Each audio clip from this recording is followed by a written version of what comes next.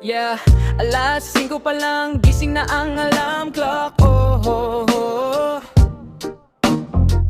Hindi yung sa phone, kundi boses niyang malakas ang katok. Gising na, tanghali na, kahit madilim pa sa labas. Para raw hindi tayo malate, pero siya rin naman ang huling lalabas. Oh, pagbaba sa kusina, may sermon agad na kasama. Bakit daw ang kalat parang dinaanan ng gera? Pero pagkatapos magalit, may mainit na pandesal. Ganyan si mama, galit pero mahal ka ng personal.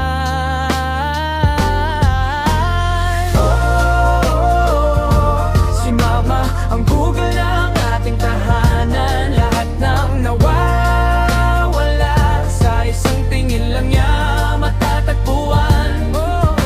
Pag nakita mo to, makikita mo ang paboritong linya, mapagmahal na reyna.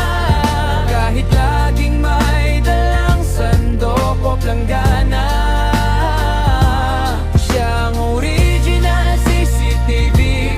Lahat ng kilos mo ay huli, pero sa dulo ng araw, siya rin ang sayo ay magsisilbi. Minsan makikita mo siya, seryosong naka-FB, nagsishare ng amen at mga video ng recipe. Kahit hindi naman lulutuin, isip lang daw muna.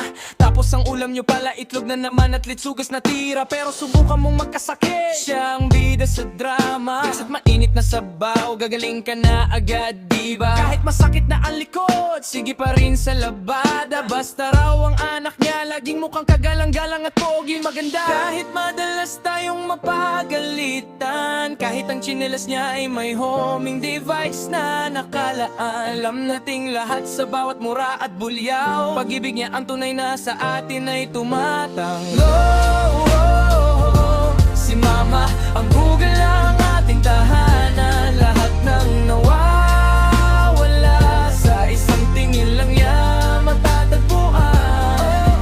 Pag nakita ko to, makikita mo ang paboritong linya, mapagmahal na reyna. Kahit laging may dalang sandok o planggana, siyang original CCTV.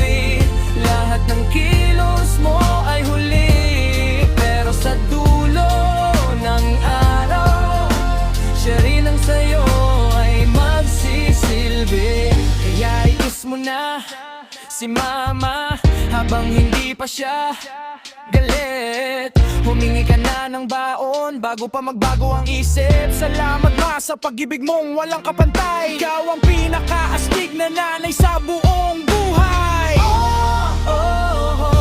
Si mama, ang Google ng ating tahanan,